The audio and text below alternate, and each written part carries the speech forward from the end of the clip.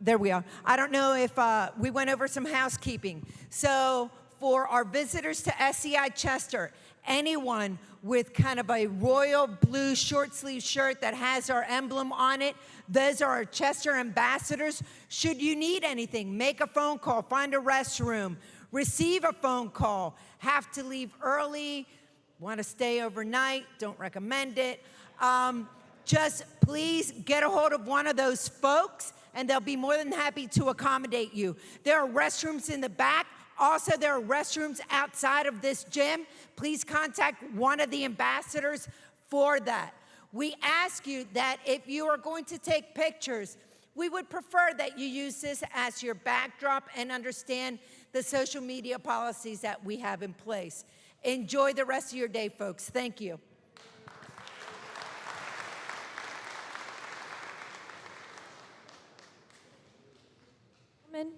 Please welcome to the stage our next discussion, Schoolhouse Rock in the Big House, Education for Those Who Are Incarcerated, with Arthur Reiser and Congressman Lloyd Smucker. Thank you so much for having us here. I really appreciate it. So we have 30 minutes, and I was told they're going to pull me off stage at 30 minutes, so we're going to get right to it. Congressman, can you please tell us who you are and a little bit about your district that you represent? Sure. So thank you, Arthur, and I appreciate the opportunity to be here and spend a little time with all of you. So I'm Lloyd Smucker. In my third year in Congress, I represent PA 11, which is Lancaster and York counties. Yes, as I said, I've been there for 3 years, serving the state senate. Prior to that, was a business owner prior to that. But a little fun fact, I'm one of only 2 members of Congress. You all know about Lancaster County, you know about the Amish. Well, I was born old order Amish. My parents drove the buggies and all of that. And so I was the first in my family. I serve on the Ed and Labor Committee. I'm the vice chair of the committee, or the Republican chair, I should say, of the Committee on Higher Education and Workforce Development. And it's because, for me, I saw how important education was. I'm number 10 of 12 kids. I was the first in my family to go to high school. Amish education generally ends at 8th or 9th grade. And so I literally went to my parents with it. I knew that through learning I could learn to make a difference, learn how to live my own sort of American dream, if you will. Again, my parents didn't like the idea of going to high school. Eventually agreed. I went to a private school. I had to pay my own tuition and worked at night in order to do that. But it's really what helped me understand more about myself and understand, how I could achieve what I wanted to achieve and make a difference in the lives of others. I was fortunate. My parents, I was one of those who really was fortunate enough to have a great family, parents who were supportive and loving, parents who always talked about, not only making decisions for yourself, but also making a difference in your world. And maybe we can't change the entire world, but we can at least make a difference for another individual, or can make a difference for the people that we interact with on a daily basis. This is what my parents did. They were poor, didn't have much, but always willing to reach out and help others. So that's something I learned. It's one reason why I'm doing what I'm doing. But then that education is what gave me the tools to be able to do that. Yes, sir. I mean, your parents were prolific. Yeah, 10, 12 kids. Yeah, I mean, they did their part, I would say. I have 3 of my own, so that's enough. So you're a conservative. You're a proud conservative. And as a conservative, I'm a conservative. I'm a federal prosecutor. I was a cop. I was a soldier. I mean, public safety has always been the tip of the spear for us. And I mean, I get it. I mean, the mantra is important. We have to be safe. Do you feel that there is a conflict with, let's be honest, other members of our ideology that sees this idea of criminal justice reform and education within the incarceration community and public safety? And what do you say to individuals that say there is a conflict there? Well, obviously, yes, we are a nation of the rule of law. We are interested in public safety, but we're also a nation that no matter where you start in life, no matter where you are in life today. You know, if you work hard, you learn, you make some good decisions, you can live your own American dream. And we in government should be willing to walk alongside people wherever that may be, wherever they are at this particular point in life. And we're about redemption and forgiveness and healing as well. And so for me, there's no conflict whatsoever in those two ideas, the idea of being a rule of law, but also walking alongside people wherever they may be. It's sort of the same argument I hear. You know, one of the reasons I ran, as I mentioned, was to help people achieve their own American dream. The idea that we have ideas that can help lift people out of poverty. I'm also for welfare reform. I think we need accountability, and people say those two things can't work together, but they can. You know, we can, as conservatives, implement policies that are limited government, which I believe in, but also that help people, give them a hand up, help them achieve their own dreams. Yes, so I want to shift gears a little bit and talk about, I don't want to embarrass you, but I know that you were an advocate for the First Step Act, and you helped champion that. And just so the audience knows, throughout this conference, you are going to be able to interact with what I would say the true champions of the First Step Act. We have David Stefavian over there, Jesse Kelly, Van Jones is coming. These are the people, along with men and women like yourself, that stood up and said, "This is good policy. I'm going to do this." Why were you so convicted? I remember reading your name and saying, yes, that is a good Republican member of Congress who is fighting for what's right. Well, first of all, I'd like to thank you and other folks here with the American Conservative Union for their voice in pushing that piece of legislation, and others that you will hear from today really were the key individuals who helped drive adoption of that legislation, to drive signing into law. It's tough to get law done in our system of government, and you all did an amazing job with that, and I appreciate it. It goes back to what we just talked about. Yes, you know, there are some very important reforms in the First Step Act that are allowing some individuals to be reconnected with their families, to be reintegrated back into society, and I think that's very, very important. Some of the changes in mandatory minimums, there's other significant changes in there that we're already seeing the impact of, and so it's a step in the right direction. It's a great piece of legislation, and I was very, very pleased to support it and see it signed into law. You led me right into my next question, which is, what is step two? I know that you're very interested in education within the American people, and that you don't advocate this idea that we disinherit individuals like the people sitting in this room because of mistakes that were made, that you still are entitled to that American dream. What do you feel about Pell reinstatement, and why do you think it's a good idea or a bad idea? So I don't know if folks understand what Pell is, but it's the idea of federal aid dollars that are available for higher education to be made available for programs within the prison system.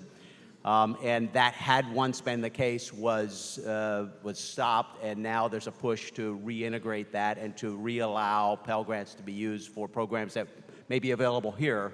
And it's very, very important. It's a piece of legislation that that has come through the committee that I am the Republican chair of. It was a part of a higher ed reauthorization bill that was passed out of committee recently, has bipartisan support in Congress, support within the administration. So I think this is a piece of legislation that gets done soon, I hope.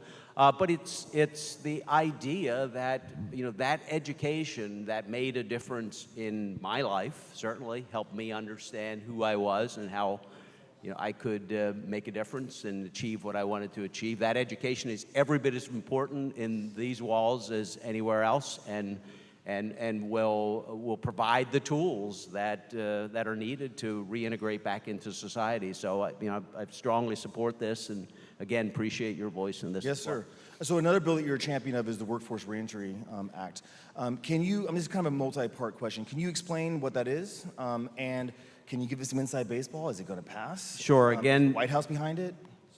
Yes. Again, this is about walking alongside individuals wherever they are, and individuals who truly want to make a decision to be productive and to potentially change. And I've talked to so many individuals who have been incarcerated for a while, and who maybe have been incarcerated more than once, and suddenly something clicks in them, and it's often through education or maybe through a mentor or someone they connected with, and realize that they can be productive members of society. They can absolutely do that. They can make that difference. And this particular program, a reentry program, we shouldn't stop walking alongside individuals only when they're here within these walls. That should continue as folks leave here, work to get jobs and so on. The Department of Labor has had a reentry program, if you will, that is sort of a grant program to team with other organizations and states that are providing services for folks who have reentered back into society.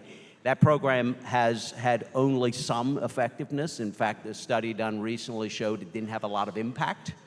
And so the bill that I just introduced would change that, would focus on workforce development, apprenticeship programs, would focus on evidence-based, on really organizations that have been getting results, and changes the requirement for grant programs to ensure that it is truly being effective. Yes, sir. So a couple more questions. I don't want them to play the music and yank us off stage, but everybody in this room is here because they care about criminal justice reform. What can we do? What can we be doing to help with these initiatives, to help individuals like yourself to scream from the mountaintops that we want a better, more fair? When Matt said we should be suspicious of government, I always say that limited government is the bedrock of conservatism, and I think that individuals in this room have felt the pain of a government, the power of government all too intimately. What can we do to be pushing good ideas over the line? I think every individual can be a voice. Certainly ACU has been, and I think the fact that we're here today, I'm not aware of any other time when a sort of a two-day seminar or series of meetings like this has been held in a facility like this. I think that is a powerful statement in and of itself, but continue to speak out as many individuals in this room have been. Building that public support for any piece of legislation is absolutely critical. So just continue to do what you do. Beat the drum. So my last question, I'm a son of Seattle, and the Seattle Seahawks are coming here on November 24th to play the Philadelphia Eagles. Would you be willing to commit right now to a bet with me? Sure. Beer or coffee at your leisure on who is going to win You want that beer game. or coffee? We have some great beer made right in my district. I'll do both. I could also bring you some good Amish whoopie pies. I'll do that. I don't even know what that is, but that sounds Yeah. delicious. You know what a shoe fly pie is? No, sir. All right, I'm bringing you whoopie pies and a shoe fly. But what comes my way? I don't know, sir. I'm from Seattle. I can bring you a bag of coffee. I'll bring you Coffee's good. How about a Seattle Seahawks jersey that says number 12 fan on the back of it? There you go. All right, so we're going to move this conversation on, and we're going to start talking more focused about education and why education is so important to the themes that you've been hearing already throughout this. We just started, but the idea of human dignity, the idea of self-worth, the idea of second chances. So I'd like to invite Gerard Robinson and Scott Adams up to the stage to join us, and we're going to scoot over one, and the rest of our panel can come on up, and we'll get tracking.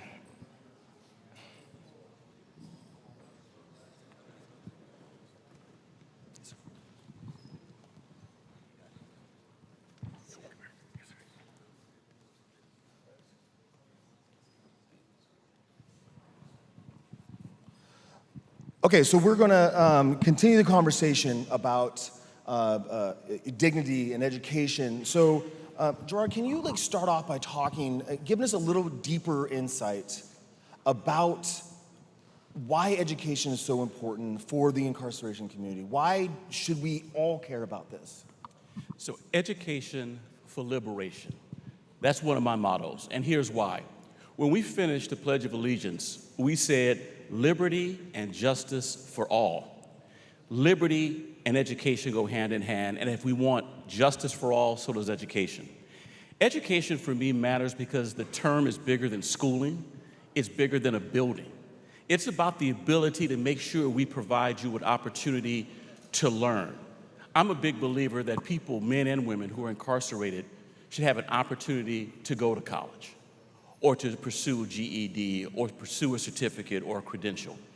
It's important in here because it's important on the outside. You know, I'm a dad of 3 children. Whenever I have an opportunity to speak to people who are incarcerated, and I began my career as a 5th grade school teacher, when most of my classmates from Howard University, a black college in DC, went to Wall Street and government and other places, great jobs, I said, I want to teach. And so when I talked to those who were incarcerated or who were, I said, if you can go back in time and talk to your 5th grade self, what would you say? They say a lot of things, but the number one thing that people say is, I wish I would have taken school more seriously or learning more seriously. And so the idea that people stop learning when they leave school or somehow after 18, if you finished high school, you're done, lifelong learning is real. And so for me, bars and buildings don't matter, it's brains. And that's why I believe education for liberation is real. So, Congressman, I want to just carry on a little bit from what our conversation just was about, you know, what are the practical effects of education for individuals like the individuals sitting in this room? How does that actually make us a safer society? How does that make us a better society? So one of the amazing things today in this economy, we have a very strong economy. There are literally over 7 million job openings right now. And at the same time, we have individuals who are not prepared for those jobs, who maybe just don't have a different skill set. Of course, jobs have been changing over time. And so one of my focuses has been ensuring that our education system prepares individuals for the jobs that are available for those great careers. And so in some cases, that's career and technical training, that's apprenticeship programs, by the way, which I understand are offered here at this facility, some construction programs and so on. I mean, there are a lot of jobs out there that really require those sorts of skills. For myself, I was a non-traditional student. I went to college at night while I was operating a business during the day. Most, to the point that was just made, most college students today, or if any higher education, whether it's career and technical apprenticeship, most are not a traditional 4-year student any longer. They are learning while they may be working a job. They're earning while they're learning.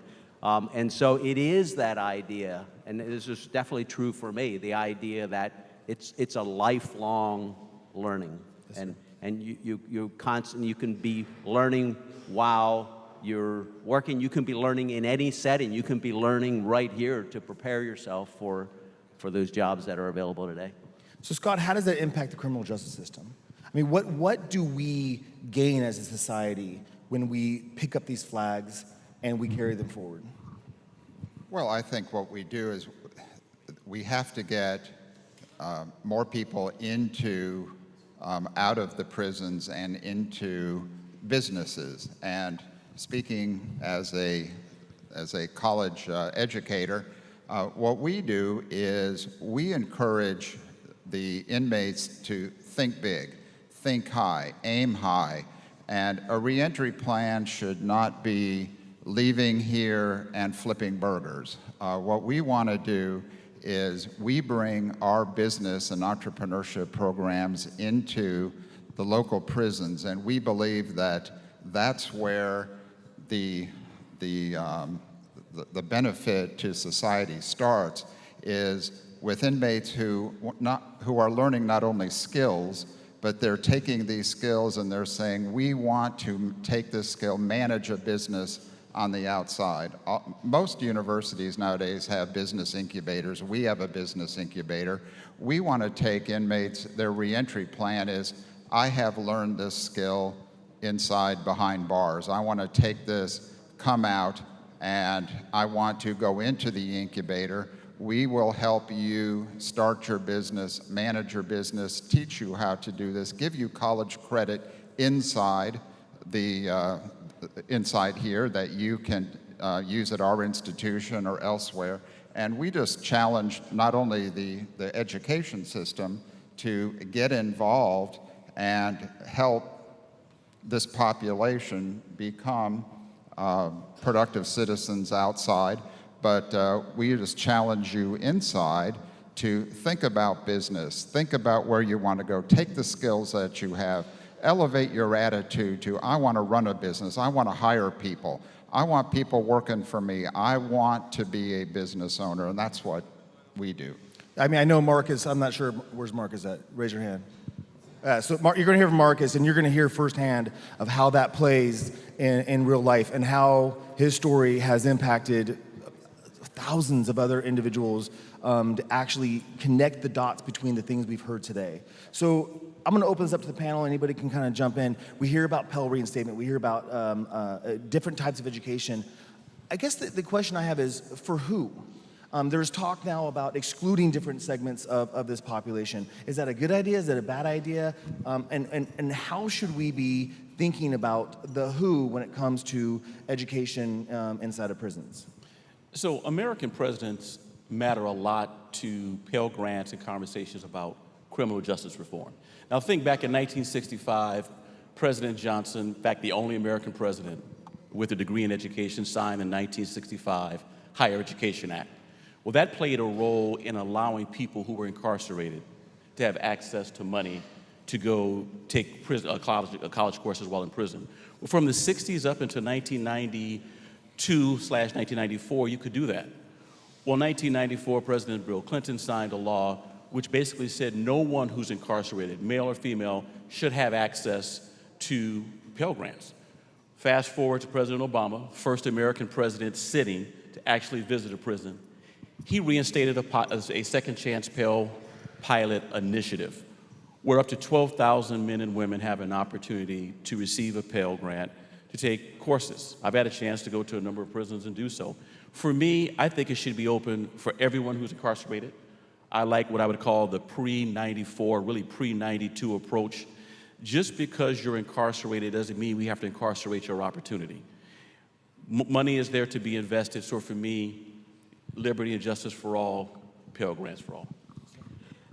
So the fact is that over 90% of those incarcerated, probably higher than that, will one day or another re-enter back into, what do you say, it's 96%? 96% will re-enter back into society. So that's easy. All of those individuals should have access to education. I've heard the argument made that for that other 4%, the lifers, if you will, you know, why should we be spending taxpayer dollars on those individuals? But you know what's amazing? I've talked to some folks who were lifers who really have, through education, changed the way they view the world, have become mentors for others, and have helped build that culture within the prison that is really, really important for establishing that sort of pathway for those who will be able to re-enter society. So I don't buy the argument. I think it should be available to everyone.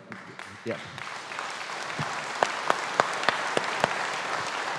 Yeah, I think that we forget that individuals that have life sentences are the morale and the culture carriers for prisons, and it also, you know, we have these officers that are standing around protecting us, protecting everybody in this room, and trying to do, you know, their part to ensure the system is as fair and as just as possible, and it also makes their life better when we incorporate everybody.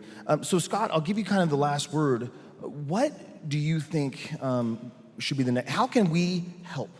What could we be doing right now through, you know, the next bill that passes, the next bill that doesn't pass? What can we be championing right now? Thank you for that. Let me just follow up. We talk a lot about segments of our incarcerated population. one segment that I think that we forget is incarcerated women. And incarcerated women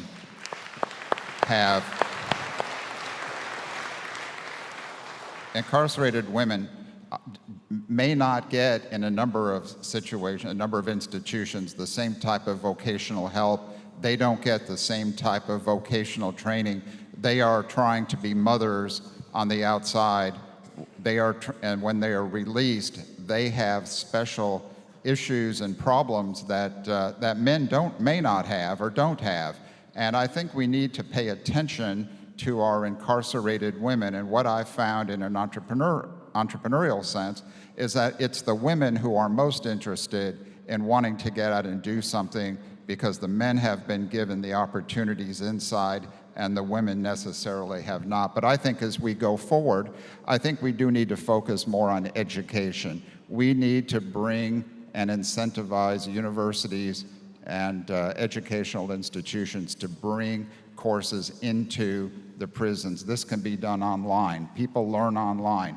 We can offer college credit inside. And again, I reject the notion that a reentry plan has to include going out and flipping burgers, that it can result in entrepreneurial opportunities. So let's focus on education, real education, and not just metalworking and just some vocational things that when you exit, you're working for somebody else.